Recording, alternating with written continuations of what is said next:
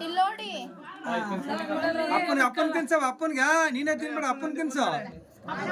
ಇಸ್ಕೊಳಪ್ಪ ಅಪ್ಪ ಒಂಚೂರು ಗಿಂಡಲ್ತಲ್ಲ ಹಾಗೆ ತಿನ್ಸು ಅವಳನ್ನ ವಸಿ ಇಷ್ಟಪಟ್ಟ ಸಿರಿ ಒತ್ತಿನ ಬಿಡಿಸಾಕ ಕೂತಿದ್ದಾರೆ ಕರೀಲಿ ಅಣ್ಣ